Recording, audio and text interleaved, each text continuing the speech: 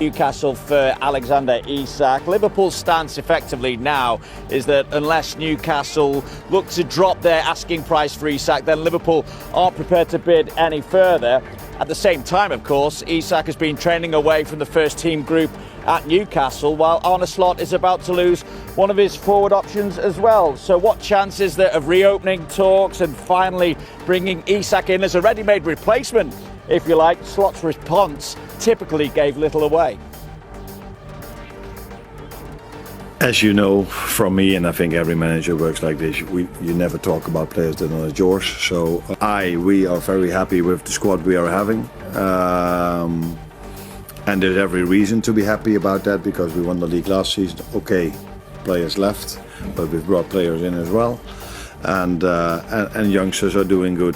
Vinny, Darwin Núñez looks like he's heading out of Anfield. Is his Saudi move to Al Hilal imminent? Yeah, Liverpool agreeing a fee of €53 million plus add-ons to sell Darwin Núñez to Al Hilal. It is a loss on the guaranteed €75 million they agreed to pay back in 2022 for his services. But this is a player who never really cemented a regular starting role. He had important contributions, notably again last season in Liverpool's title-winning campaign, but at the same time not on that consistent basis either. He nearly left, of course, back in January as well amid further interest from Saudi. I think as well that once that deal is finalised, Liverpool will explore the market still. They will look to bring in a replacement, someone who can go straight into the first team, someone who is at fair market value, which Isak possibly isn't at this stage for them at least as well, and a player who is attainable. And that will come once Darwin Núñez finally says goodbye. And according to Arne Slot, those goodbyes aren't too far away now. Vinny, plenty of Liverpool fans have been saying they need defensive cover. What was Slot's take on that today? I'd agree with most of the Liverpool fans as well. I was there at the double-header against Athletic Club on Monday and thought that Liverpool looked pretty short at centre-half, particularly as Virgil van Dijk was ill on the evening. So in the first game we saw Andy Robertson playing as a left-sided centre-half.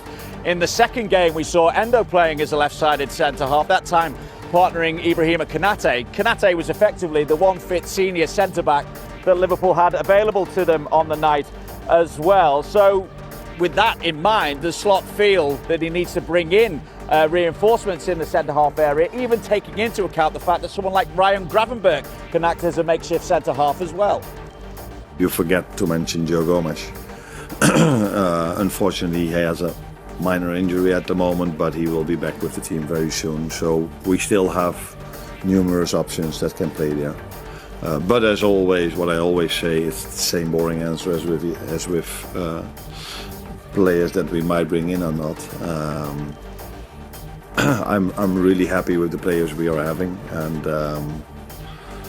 and we have numerous players that can play in that position. So the Community Shield to look forward to this weekend before the start of Liverpool's title defence. That comes in the first Friday night football of the season at home to Bournemouth. It's live on Sky Sport. Vinny, thank you very much for now. Now, before we discuss Liverpool, news from the Championship, which has just broken in the last few moments. Leicester City have confirmed that Wilfred Ndidi has joined the Turkish club Besiktas. Ole Gunnar Solskjaer, the manager there. We understand that deal worth around £8.5 million, and it ends 8 years at Leicester City for Wilfred Ndidi. Mark, alongside me, let's continue the discussion around Liverpool. Arne Slot said he's happy with this squad. I think he would say that as a manager. But do you think there will be more additions between now and the end of the transfer window? Yeah, there's no question that Liverpool are in the market to strengthen the squad. They've had a sensational summer so far, haven't they? The work they've done, the players they've brought in, the things they've had to negotiate and deal with, and it feels like that club is together and ready for the challenge of defending the Premier League title. And to do that, you have to have a squad that is able to compete at the very highest level. We know that they are still in the market for an attacking option. Now, whether that is someone that plays down the left-hand side or through the middle as a number 9, or, as Arne Slot would prefer, someone that can play both roles. That is something that's key between now and when the window shuts on the 1st of September. They want versatility, they want flexibility, they want players that can play in multiple positions. And I think that gives you a bit of an indication as to the types of profile of player they're going to be going for between now and deadline day. They only have one number 9, which is obviously a small problem, Hugo Ekitike being that player. He is one of those that can play in multiple roles as well, but if there were any injury concerns or he took a little bit of time to get up to scratch with the Premier League, they might find themselves in a bit of a pickle there, so may look to try and strengthen in that area. But anyone they do sign will be someone that could play across the front line, not just as an out-and-out number 9. You also have to remember as well, they've got an incredible academy that have done so well over the course of the last few years to develop players. And you saw it at the back end of Jurgen Klopp's reign, where there were so many young players coming through the system that were all just pushing and pressing and probing to try and get into that matchday squad. You've seen some of them depart the football club, they've made some good money on player sales. Some of them have had some good experiences out on loan last season in the Championship and across Europe. So therefore, some of those players are taking that next step as well. And Liverpool are really conscious that they don't want to stifle or stop the progression of young, talented players. So if they feel they've got a chance to be in and around that first team, they're not going to go and sign someone that stops that progression and development. And of course, you know, with the way that Arne Slot likes to play, he wants to have that kind of adaptability and versatility in the way they play. They don't want to just be a 4-3-3 set-up side.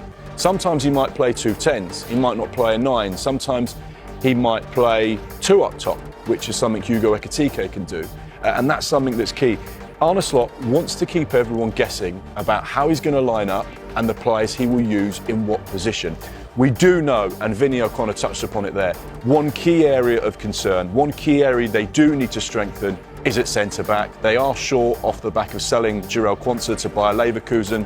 And of course there is a concern over Joe Gomez and his injury situation at the moment. Virgil van Dijk's not 26, he's into his 30s now, still one of the best defenders in world football, so he will play the majority of the games, but they do need to protect him. Ibrahima Konate into the last year of his contract as well, so that's another interesting situation. If I was to be put on the spot, I think at least probably 2 more for Liverpool over the course of this summer, maybe more. But the thing to remember is they only spend money when they see value in the player. A, is this a player we want? Yes. B, is he at the right price? And as you saw from last summer, they won't just go and spend frivolously for the sake of it. It has to be the right fit. You mentioned the Liverpool Academy there. It's going to be fascinating to see what journey Rio and Gamoa goes on this season. Could he get some minutes in the Premier League? Not many options there. Left flank at the moment. You've got Cody Gakpo